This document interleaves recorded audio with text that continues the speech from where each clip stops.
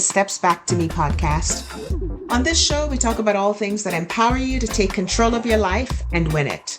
I'm your host, Deb J. On this podcast, we're on a mission to provide guidance, emotional support, and practical tools that will inspire you on your path to living your best life ever. Today, we have an incredibly inspiring guest joining us. Kelly Burroughs is a retired mother of 3 beautiful daughters, wife to her adoring husband, and most importantly, a devout follower and disciple of the Lord Jesus Christ. While she spent the majority of her career as part of corporate America, she always considered it her greater joy to be a servant to others. Today, she spends a large portion of her time doing elder care and nanny work, in addition to a primary focus on her health and family. As a 16-year patient of incurable metastatic papillary thyroid cancer, she has spent years seeking healing. As a result, she has discovered several truths, including the value of her devotion to Christ, that healing is about more than the physical, and that you can indeed live in joy alongside this nasty thing called cancer. Here's my conversation with Kelly. Welcome, Kelly. Tell us a little bit more about yourself. Thank you. Well, I was born and raised on the West Coast. I moved to North Carolina in the late 90s. I have previously been married twice, divorced twice.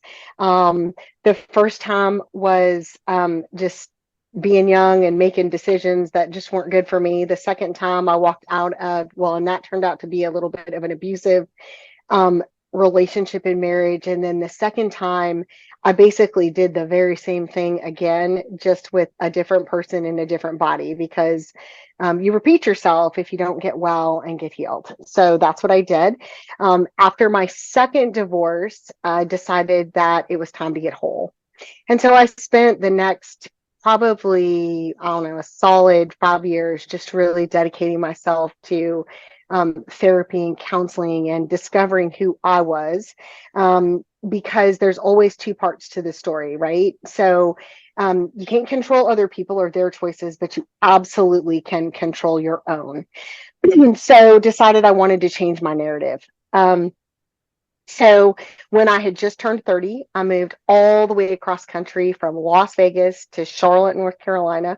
Knew nobody out here and started over. And it wasn't very long. I moved out here, I think it was like September 30th, and met my husband that November. Did not know at the time he was going to be my husband, and actually wasn't even attracted to him, as crazy as that sounds.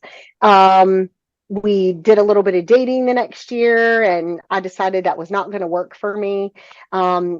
And one day he walked into my house and I went, who is this guy? And God made it so abundantly clear that he was the man for me and who I was supposed to be with. And so we married, and the rest is history. But just because I found the right person does not mean it's been easy. It has been a struggle. When we got married, we decided right out of the gate that divorce was not an option. We literally had that discussion. I'd been married before. Our pastor was very concerned about that, to be honest, because I had been divorced twice. And I think he thought maybe I thought marriage might be a little disposable. He couldn't have been further from the truth. That couldn't be further from the truth. But my husband, who was also in his 30s, had never been married before. And so for him, it was a big leap. And then from the pastor's perspective, a leap with a woman who had obviously been married before and knew how to get out of a difficult situation. So we sat down on the very front end and we said, you know what, come hell or high water, divorce will never be an option. And I tell you, it hasn't been, but it has been an extremely difficult road. Let me interrupt you for a second. Yeah. I want us to back up a little bit. I don't want to Sure. gloss over the early years. Obviously, I Yes. don't want to go into that story, but I really want people to hear the point you made, that you decided to change your life, right? Yes. So after your first forays into marriages that didn't work, you decided. And I think that's really important to just pause there for a minute to say, Sure. I made the decision and I wanted to change my life. And you did something really drastic, just moving away from what was familiar and I did. basically reinventing yourself. And that's part of one of the pillars of what we do here at Steps Back to Me. Is talk about how important it is and how possible it is to reinvent your life. So can you tell us just a little bit about what was in your head that caused you to say, just going to move cross country? Well, I'll be honest. The events of my life in those two marriages happened in a relatively short period of time. I was 20 when I married my first husband, and I was 24 when I divorced my second. So everything happened in a relatively short period of time. Without boring everyone with all the details, I literally knew my first husband. I met him in August, or yeah, August, and got married in November. So it was a very foolish young person infatuation. I know I'm going to get married. And the day that he came home and threatened to kill me, I didn't think it was a very good idea. And so that was when I exited. And if I'm going to be perfectly honest, hindsight 2020, I think my daddy probably saved my life. He was a very, very volatile man. And unbeknownst to me, um, my ex-husband asked my father for my hand in marriage, and my father said, you know what, I don't see any reason that it can't work, but I'll tell you, if you ever lay a finger on my daughter, I'll kill you. And I think probably that saved my life because he knew daddy wasn't joking. So I literally jumped out of the frying pan and into the fire. So got divorced. And if I'm going to be perfectly honest, I met my second husband at work. We didn't have a whole lot in common. My mother used to describe him as looking how I felt. He was very disheveled, didn't really take care of himself on the outside.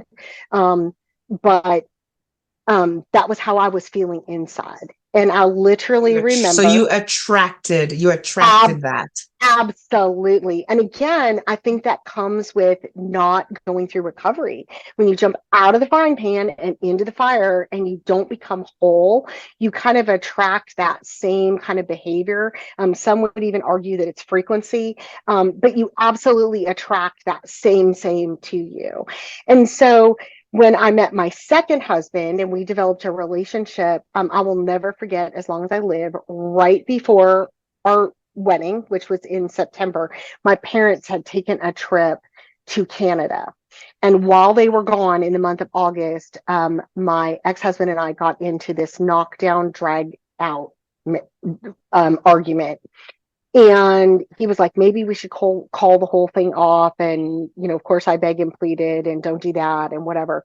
And I literally, Deb, I literally remember standing in the church on September 1st, 1991, ready to walk down the aisle and saying to myself, I will never get out of this my whole life, but at least I won't be alone. And that was my mindset. I simply didn't want to be an old maid. I wanted children. I wanted family, and I didn't want to be by myself. I mean, that at least back then was the epitome of failure, was to be by yourself and not be able to get a man, you know, and Right. that drove me. So I married him. And fast forwarding, we got married in September. In December, he decided he wanted to move back and be closer to his family. We were then in Nevada. We moved to California. And he pulled me away from everything I knew and loved. It was a solid 8-hour drive. So I wasn't close to my family anymore, isolated me. Um, Proceeded to let me know all I was not and how much he Mhm. was. And I could tell you story after story after story of things he would say and do. And even my mother going, does he not know who he's talking to? Like just the things that he would say. And long story short, we hit a bump in the road and it was time It was the metal hit the road.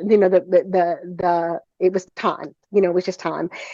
And so he agreed. We were going to a very, very small church in Northern California, and we went to the church, and he decided to go counsel with the pastor. And if I'm going to be honest, the pastor called him out, and he said, buddy, it's time for you to cut the apron strings. You're no longer your mama's child. You're your wife's husband, and you need to cut the strings. And he said, okay, called me on the phone, said, I'm going to go up and have a conversation with my parents. I'm going to make this right. And so I went to work. We were getting ready to go visit my family for Easter in Vegas. And he went to go visit his family. And I went to bed, got up the next morning, went to work, came home, and my apartment was empty. The man had come home with his mama. And that was kind of the joke in our family, was that my husband left me for another woman, his mama. Um, and he came home, he packed up his stuff, he left me $50 on the counter, closed all the accounts, and said, this isn't going to work. And he left. And it was really at that point, if I'm going to be honest, I went ahead and went home about, I think it was like 24, 48 hours later. And Deb, I was numb. And I know you know that feeling, right? Just that numb, Oh, like, what yeah. am I supposed to do? I don't know how I'm supposed to breathe, let alone eat or function. And my mom picked me up from the airport, took me to Subway to get a sandwich. I wasn't interested in food or anything else for that matter. And she let me go through this for about 48 hours. And then she came to me and she said, come on, you're coming with me. And I was like, okay, where are we going? And she had called her church, and she got me an appointment with a pastor and sat me down, where I listened. It's emotional, right? Listen to somebody tell me that, you know what? You're enough. You're enough. And Wow. it doesn't, it's okay. God understands, and he loves you despite all the wrong you think there is in your own life. And it was healing. It was healing to hear that I had hope. And that began the next leg of my journey, which was Wow. healing and acceptance and restoration. And, I've been a Christian since I was 18. I made a decision for Christ when I was 18. Here I was, gosh, 25. So, I mean, you're talking about 7 years. And I knew at that point it was time for change. I knew at that point that God had something bigger and better for my life, but it was going to require work. It was going to require identifying some things. And frankly, it was going to require some sacrifice. And so I began that process. And I've probably paid for retirement and vacation homes for several therapists, at least in the Nevada area. Um, because I just wasn't willing to just let it go. So it was just a decision that this is not, and I think as a believer, if I'm going to be honest, that was the beginning of understanding that this is not God's best for my life. God has a best for my life. And I can't get to the best. It's like the old story that you hear about the little girl who has the pearl necklace, or has the beaded, sorry, I messed that up. The little girl who has the beaded necklace, and her daddy asks her to give it to him. And she's like, but daddy, this is my favorite. It's my favorite. I don't want to give it up. And finally, through tears, she hands him over this, $1.25 beaded necklace to wake up the next morning and open a box of pearls. And you can't get to the pearls if you don't get rid of the plastic beads. And so that was kind of the beginning of that process. That is fantastic. I love that story. I love that eye opener. When I talk to other women, to friends, to clients, to people, that's one of the things that we talk about a lot, is coming to the point where you remember who you are. And I love that you gave the picture of the pearls versus the beads, is that when you remember who you are, right? Look at that, father had something much better for that little girl, and obviously much better for you. So now Right. you're in North Carolina. We can go I ahead and am. move forward. Sorry about that. Let me grab some more medicine here real quick. Go right ahead. I love this season. No, Uh, the good thing about pre-recording is that we can I can edit these parts out. Great. And I So knew that. That's why I mhm. stopped and got my nasal spray. Good. Okay. So that is amazing. So now we're going on forward in your story again. So you come to North Carolina and you meet your husband, and people may expect it's now all petals on the roses, not so much thorns on the stems, right? Tell us Yeah, more well, about that. that couldn't be further from the truth. So, I met my husband, and to summarize the meeting and the beginning of that relationship, I went to a very good friend of mine when I woke up one day and couldn't stop thinking about this man. And she looked at me and she said, "Ah, don't worry about it. You'll get over it." And I never did. So, again, we met, we decided that we really wanted to do everything right. He had never been married. I had a jaded past. He, to this day, Deb, even after 23, almost 24 years of marriage, says, "I still can't believe you married me." And that was less about making me being me and him being him. It was more about, I know where you've come from, and I can't believe you would trust me to be a partner. Um, because I had every reason at that point not to trust anybody. So we met, we courted. I won't lie, we knew each other for 14 months when we got married, but the actual dating piece was a little disjointed, dated here, friends there, that kind of thing. And then literally on August 15th, a switch flipped. And I knew, just like I knew when God moved me out to North Carolina. Um, everything I knew was out west, and I knew that I knew that I knew that God wanted me there. So it was the same kind of thing. I woke up one day and I went, huh.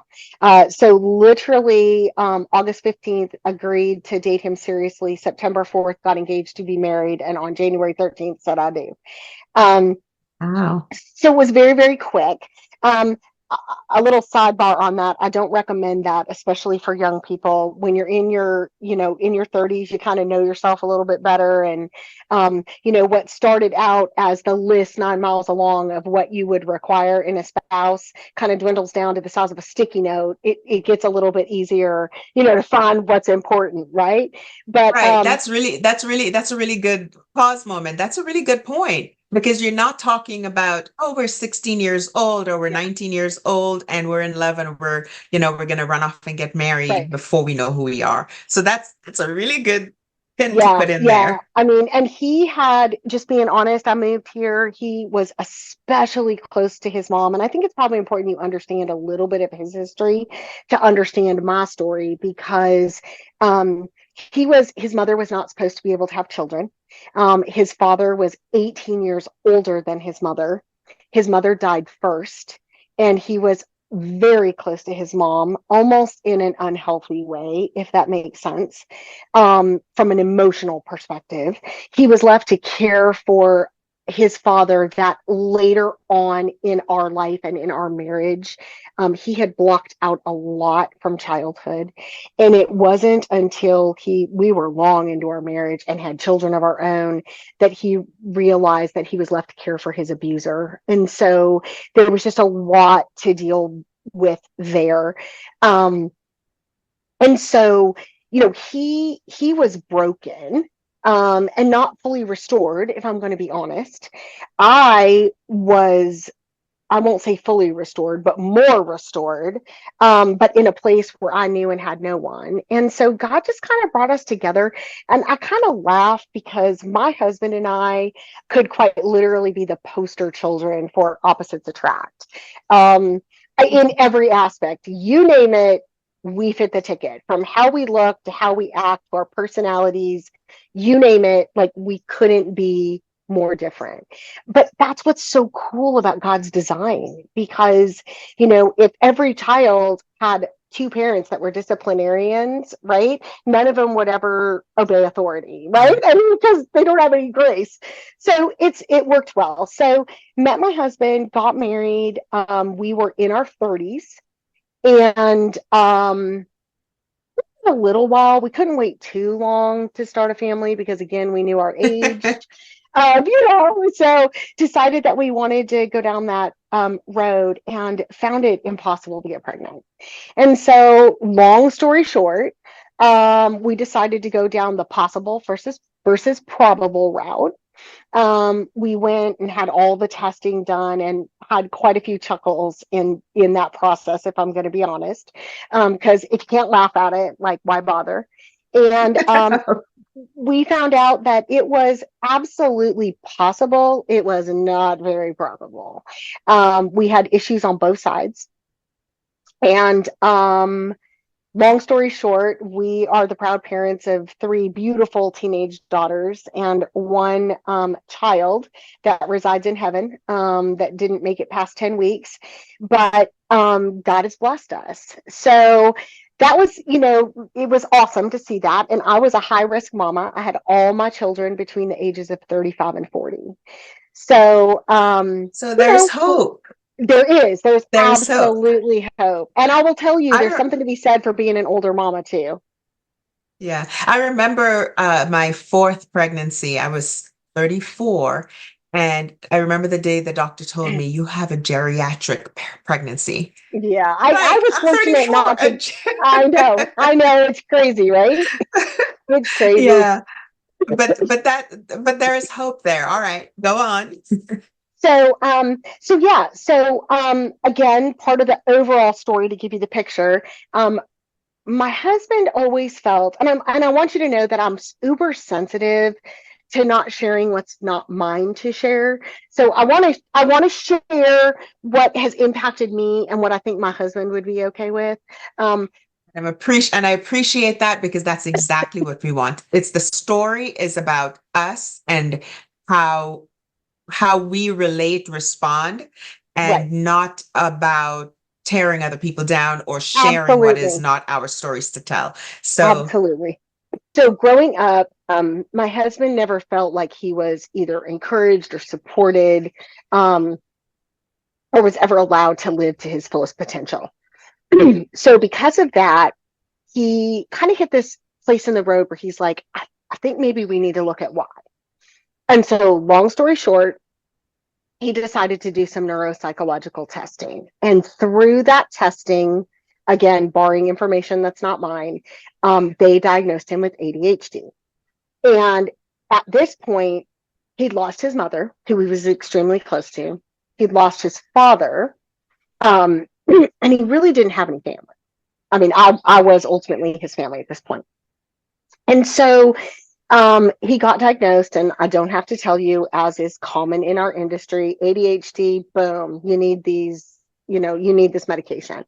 Well, long story short, um, by the time we got into about 22 years of marriage, um, he had experienced a plethora of diagnoses that now spanned beyond ADHD, and pretty much was taking a medication for just about everything. And he's been really open about that, so I don't have a problem sharing it. But it was a medication to get up, and a medication to go down, and a medication to calm, and a medication to focus, and every medication in between. And so at one point, I think he was actually on like 9 medications. And um, that feeds into the latter part of my story.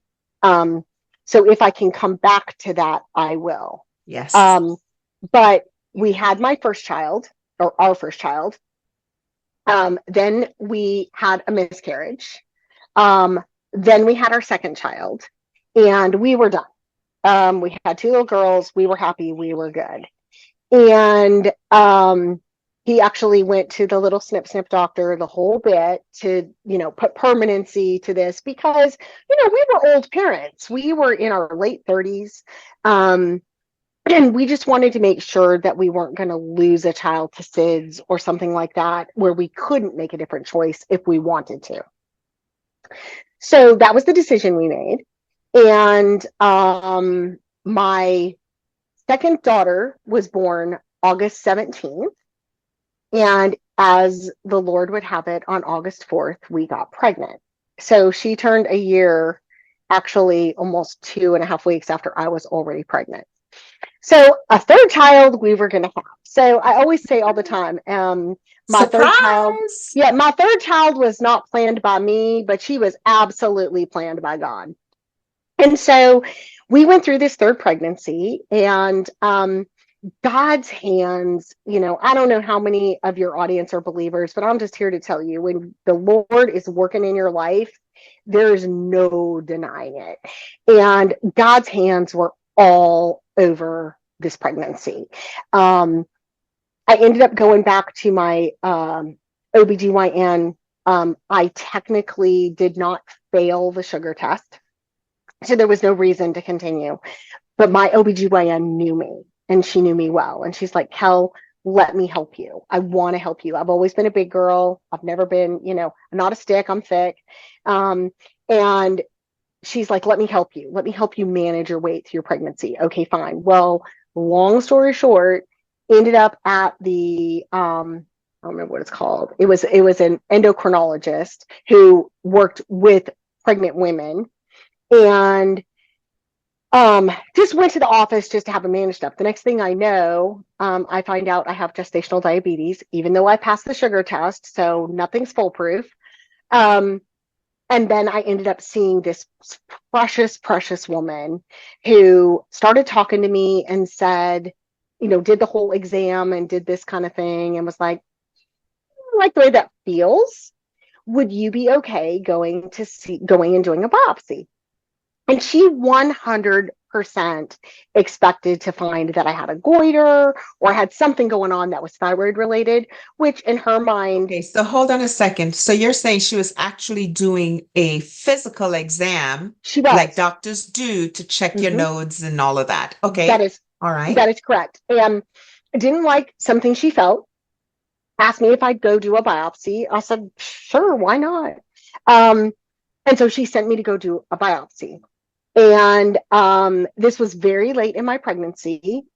Matter of fact, it was March 7th, and my child was born April 21st. So that'll give you the window of time. So March 7th, I went in and had a biopsy done. And I got a phone call from her later that day. They never even biopsied my thyroid because the cancer, I have papillary thyroid cancer, um, was so advanced that it was in my nodes. It had encroached the entire neck area. And if anybody, just in case people don't know, thyroid cancer is the one form of cancer that grows very, very slowly. So if you have advanced growth disease, you've had it for a long period of time. Um, so I had 9 millimeter masses that they ended up removing. So got a phone call on March 7th, and she was awesome to explain, what they had found. And people in the thyroid cancer world will understand this. You got the good cancer. I'm here to tell you, no cancer is good. Um, but I understood what she was saying. It was slow growing. And Deb, this is where I connect the dots for you. On March 7th, I was diagnosed with, did not know then, but I was diagnosed with metastatic, incurable, untreatable thyroid cancer. And it was also the day that I lost my husband. And I'm still married to my husband. I did not lose him physically, but I lost him to cancer. And Mm. I have chosen not to live in fear. I have chosen to take cancer on head on. And I've also chosen to believe that while it seems my cross to bear, it's not really.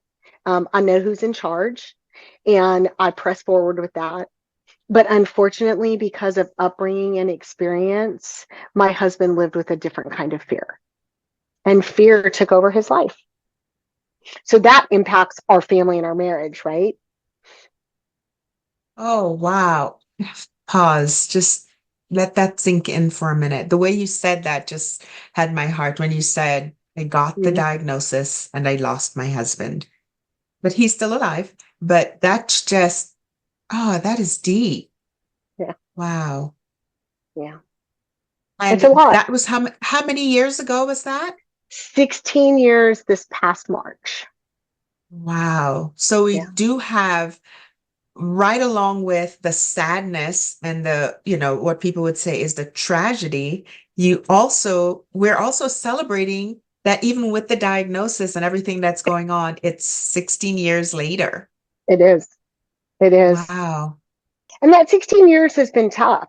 We've experienced a lot in 16 years, and I almost feel like I have to put it in buckets because I have the 16-year medical journey. I have the 16-year parenting journey. I have the 16-year marriage journey. And they've Right. all presented challenges, right? Different kinds of challenges, and yet they're all connected. And here's what I mean by that. So at the time I was diagnosed, we really believed that we were going to do surgery and we were going to be done. That's what we believed.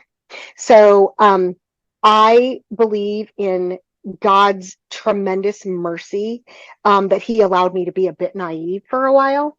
And the reason I say that is, I don't know if you recall me saying this, but they never biopsied the thyroid.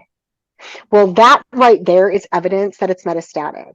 I spent the first several years of the disease believing they're going to get it, it's going to be gone. Like, it never registered in my head that it was metastatic. So I really thought, okay, well, they're going to take it out and we're going to do radiation and boom, we're done. But that wasn't. A minute. For explain for those who, I mean, I know a lot of people are exposed to cancer, but those who don't know, when you say that right there says that it was metastatic, what does that mean? So when you have cancer anywhere, if it's encapsulated to the place where you have cancer, so for example, if you have breast cancer and it's only in the breast, you don't know if it's metastatic. And what metastatic means is that it travels to other areas of your body. So you wouldn't know it was metastatic because it's in your breast and it's only in your breast and it's breast cancer. So you wouldn't know until it traveled. Well, for me, I had thyroid cancer and it was in my lymph nodes. So that is Um, evidence that it was metastatic because it was no longer encapsulated in the organ by where it started. right. So But I never. when they did the biopsy, they biopsied your nodes. Correct. They never even took a biopsy from the thyroid because it was so advanced, it was other places. So I never put two and two together. So I think living in that space of naivety allowed me to enjoy the birth of my children and their youth because I wasn't preoccupied with this is going to grow, this is going to spread. This is, it was like, okay, I did surgery and I did radiation and we're done. Well, we weren't done. And over the course of several years, it moved from, well, first we found out that it was a genetic mutation. So after I did radiation twice, and completely zapped my salivary glands, which is why you keep watching me drink water and all that stuff, because I have like zero saliva. Um, After we did all that, we discovered that mine was a mutation form, which is radiation resistant. So basically, I did radiation twice for no reason because it didn't take anything. Um, then, following that, I do multiple scans per year. We found spots in my lungs and discovered that it mutated to my lungs, hence the coughing, because I have cancer living in places that cancer doesn't belong anywhere, but thyroid cancer certainly doesn't belong in your lungs. So I have multiple spots in my lungs that they watch and make sure that they don't, inhibit, that they don't grow too large or they don't inhibit getting air or where they're located or those types of things. So Mine has absolutely metastasized. They watch carefully to make sure that it doesn't metastasize to bone. That is one of the courses that it likes to take. But it's just, I mean, literally, I could tell you story after story after story of going to doctors and getting these invasive treatment plans that aren't really treatment plans. They're really band-aids. Um, and a great example of that, without getting into detail, is I took a trip to New York a couple of years ago, had a tumor encroaching my trachea, also thyroid cancer. Um, didn't really need it removed because it's not the only place that I have cancer, right? So removing it doesn't really fix anything. It just fixes that one spot. And I went to Sloan Kettering in New York to have them tell me that I had three options. My options were to cut apart my trachea and stretch it back together. That could present some serious problems. I could do a form of radiation that would potentially leave a fistula, and then I'd be swallowing food in my lungs. That presented a problem. And the third option was to start systemic treatment because there is no form of chemotherapy for thyroid cancer. They can do a systemic treatment, which is basically a pill that works kind of like chemotherapy. The issue is it works till it doesn't work anymore. And when it stops working, you're left with what you have. Well, I'm 56 years old. So that's today, and this was a few years ago. So it's like, I'm not ready to use my silver bullet unless I need my silver bullet. So I came home to my husband that, as I've explained, is encapsulated with fear. And he's like, okay, what'd they say? And I'm like, okay, well, here are my three options. And he's like, okay, which one you going with? And I said, I'm going with option four. And he's like, what do you mean option four? And I said, we're going to go with the wait, watch, see plan. And that's what we're doing. We're waiting, we're watching, and we're seeing. Hold on, hold So on, hold on. I love that. You were given three options. And yes, in most cases, when we're given three options, we pick one, whichever we, is, well, this is A, B, C, any, meeny, miny, mo. But you said, I'm going with option four. That's right. courage. Well, That's amazing. thank you. Thank you. I mean, it had to be because what they gave me weren't, in my opinion, those options weren't options. And that's just taking personal responsibility for your life, for your Right. health.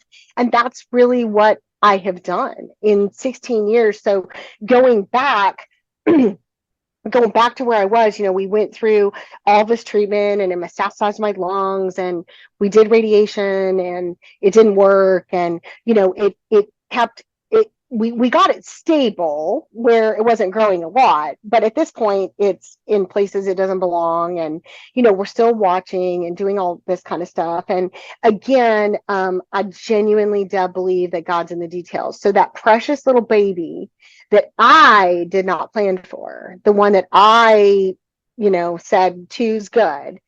Um, they found my cancer because of my pregnancy, right? Wow. Because Yeah. they sent me because of gestational diabetes. Had I not been pregnant, wouldn't have found it. Number two, um, we've had some significant issues with that younger child. And I know some people may want to debate, but at the end of the day, you're never going to convince me that that child doesn't know every part of her mama. She was in utero when I was diagnosed. She knows every tear I cried. She knows every shower I took Yeah. because that was my sanctuary and that was my safe space. I had two, I mean, when I had her, I had three children under the age of 4, and I had to be strong. I had to show them, this is, we're dealing with this. And so that child knows all of that. So the first time I went to a doctor with her behavioral issues and was told she had PTSD, I was a little ticked off, wanted to take a doctor out because I'm like, you don't know me, you don't know my child, I don't know what you're thinking. But several years later, after we pursued different treatment options, and I had somebody who I trusted and I thought was credible, looked at me and said, you do realize that your child has PTSD, right? And I went, whoa, hold up, talk to me about that. And so, this is why I say she knows it all. So at a cellular level, right, Yeah. she knows what happened. So this, what started out to be my journey was really everybody's, because I've now got a husband who's living in fear. I've got kiddos who, at the end of the day, Deb, I don't care how healthy you are. When your mama has cancer, your mama has cancer. And Right, so my right, kids have lived their entire lives going, mama's pretty healthy. Mama's got cancer. It's that big, ominous C word. And so I tried really, really hard as a mama to tell them, you know what, healing is there. I just don't know which side of heaven it's going to be, but that's okay. But it didn't change the fact that they've got some fear going on too, right? yeah, So it's been a journey, but again, God is in the details because not only did he give me that baby to find it, but because we ended up with those behavioral issues, it set us down this path. And because of that path, I ended up going a holistic path to, you know what? I had an herbalist in my family, one of the country's foremost herbalists, who always used to say, doctors have practices because they're practicing on you. And I know that not everybody subscribes to that thinking, and that's okay. But I got tired of being practiced on. Um, I'm not going to lie, Western medicine has kept me alive. I mean, it has done what it is supposed to do. But Western medicine, in my opinion, is not about prevention. It's about treatment. So they've treated what I've got going on. But the question is, how do we stop what it's doing? And that's right. really more from a natural or holistic approach. Well, I don't know, to be honest with you, that is a journey I ever would have taken had I not had to cut dairy out for my child that had inflammation issues, or cut sugar because of behavioral issues, and the list goes on and on and on. So I would never let my children do anything alone. I had to walk alongside them because, right, that's what a mama does. So we Yeah. walk alongside them. That's amazing. I say that a lot. That's amazing. I'm so amazed by the strength and the resilience that we as women show. And that's why I love listening to people's stories. I wanted to ask you a question. I love that Sure. and we can go into so much discussion about Western versus Eastern medicine or how you dovetail them together. We can talk about that. But what I want to ask is something you said earlier about your cancer being a genetic mutation. Yes. Does that have any impact or possible impact on the children? Um, well, I don't know. There's a lot of theory behind that, Deb. And the theory is, at least the theory that I understand, is that we all genetically have or can have cancer. The question is, what are our triggers? So, could my children end up with cancer someday? Absolutely. What will trigger it? And I'll be honest, I'm the only person in my entire family that has cancer. Nobody in my family has cancer. My parents, my aunts and uncles, nobody. Cousins, nobody. So that then you have to wonder, like, what was the trigger? What triggered that? Of course, as a parent, our hope is that we help our children make smart choices, whether those are food choices or medication choices or therapy choices or whatever, so that they can manage their lives in a way that they don't trigger those types of biological responses either.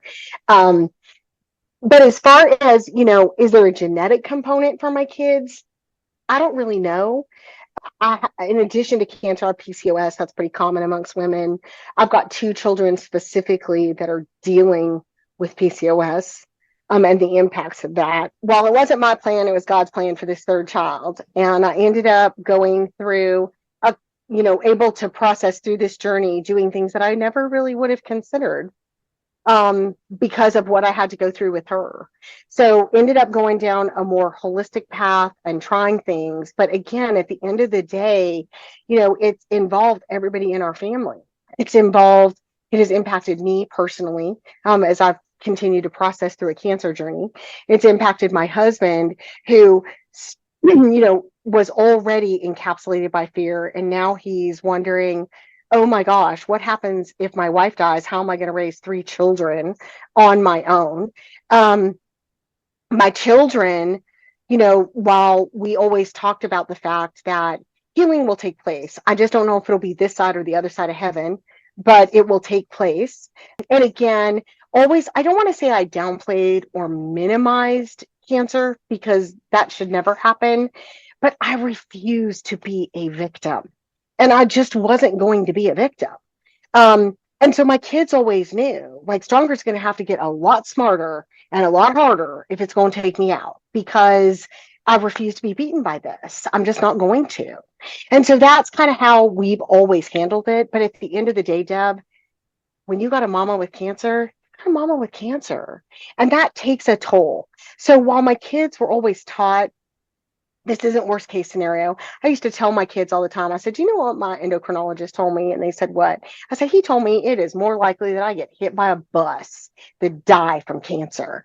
Now, is that really true? I don't know. Maybe yes, maybe no. The type I have, maybe that's true. But at the end of the day, it doesn't matter, because we're going to take it on day by day. We're going to do what we have to do. We're going to make the choices we have to make, and we're going to live our best life. I mean, we're not promised tomorrow. We are simply not promised tomorrow. And that is such a good point. I one of my closest, dearest friends got a cancer diagnosis in April.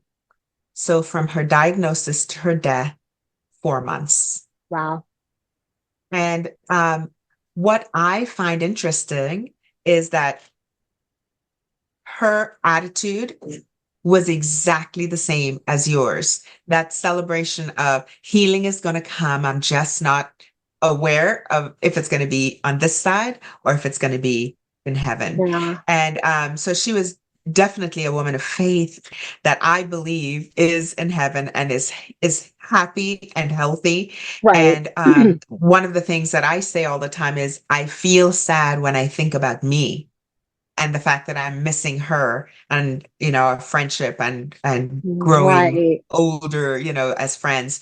And but I'm happy when I think about her because she is healed. Absolutely. Well, I think one of the more interesting parts of my journey, my personal health journey, and I mentioned it earlier, like, we really believed right out of the gate that we were going to be one and done. We were going to have surgery. Even my husband remembers the surgeon coming out after the surgery and saying, I don't have any reason to believe we didn't get it all. Again, naive, didn't realize it was metastatic. So there was always an opportunity for it to grow. Matter of fact, doctors say today that while it took almost 7, 8 years for the spots to show up in my lungs, they're like, they were already there. You just couldn't see them. Um, but again, being naive, we just really believed, and we're going to do radiation. It's going to be done.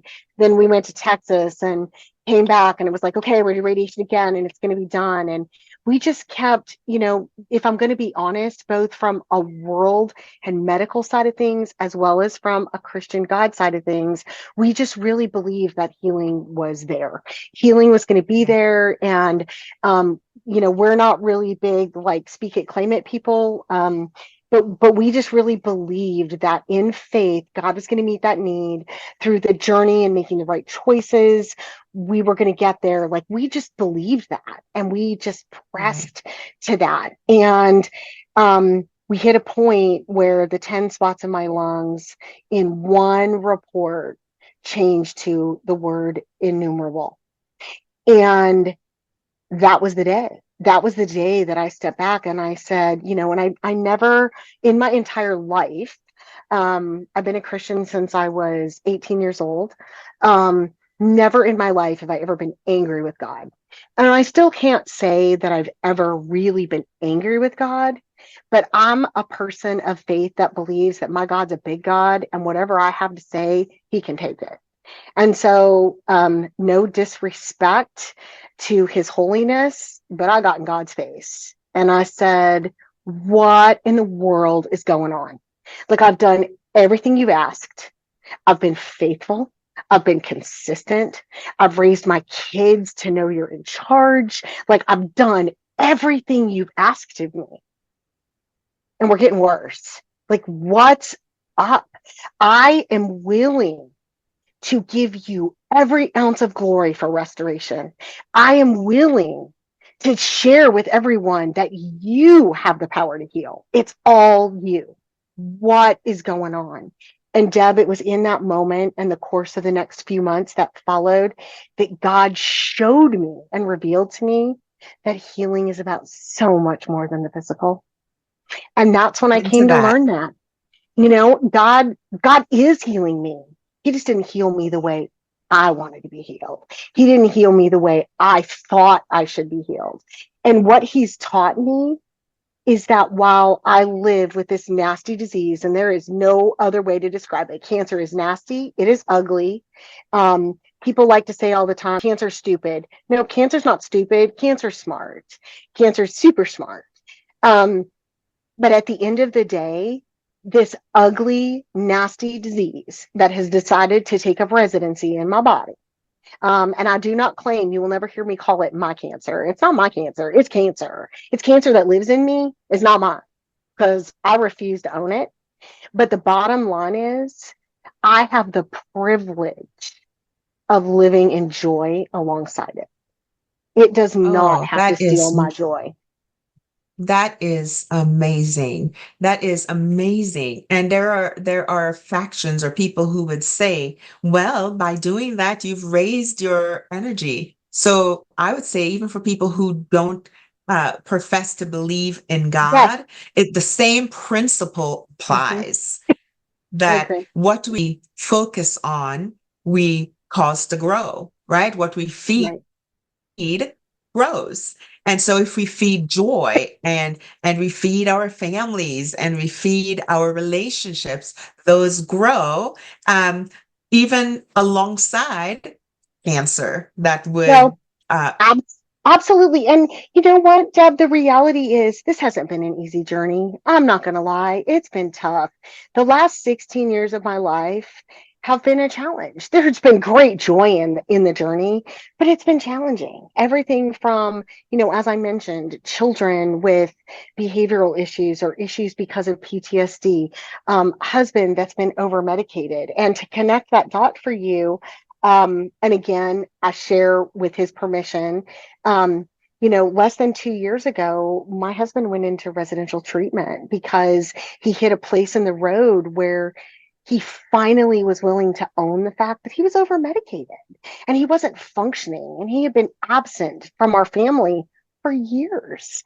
And so, on top of cancer and children, and I was basically a single parent, trying to raise these kids and praying every morning, Lord, please let him go to work, because I never knew if he was going to go to work that day because he may not feel like going to work that day. And then, Lord, please don't let him lose his job because I can't even take care of my health if I don't have insurance, or money for the holistic providers that don't take the insurance. Like, how are we going to make ends meet? But I continue to step back and trust that God would meet the need.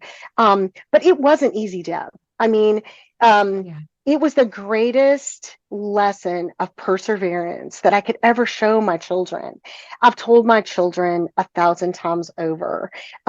And when it comes to divorce, Deb, no one will ever get judgment from me. I've been there, done that, have walked that journey twice.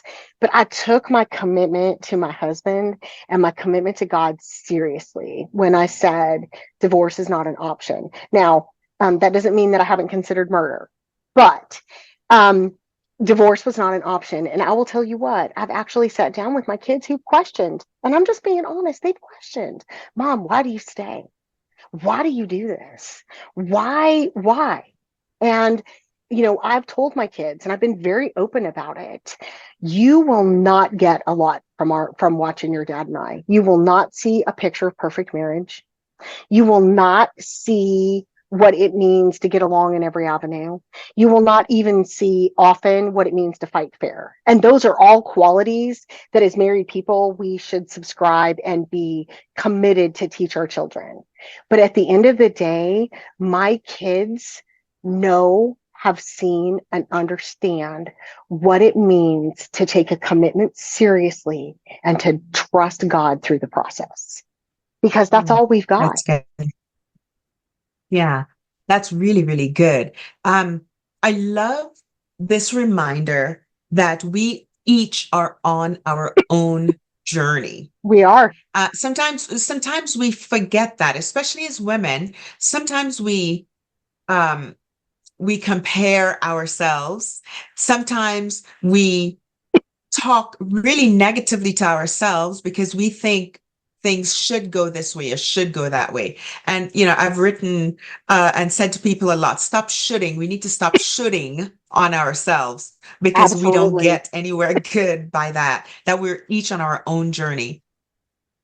There is so much, such a depth of information, questions, so many things that we can go on talking for hours. We'll do some Okay. more talking in our after show about more of your story, answer some questions, give people an opportunity to interact with you.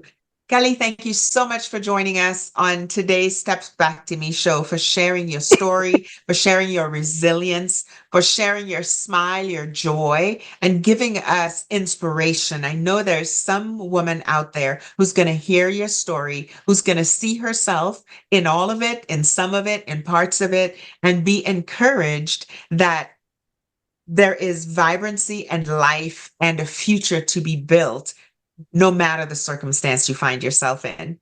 Deb, thank you. I appreciate being able to share my story. And my greatest hope is that somebody could be encouraged. I'm such a proponent of living in community, and we are not intended to do this life alone.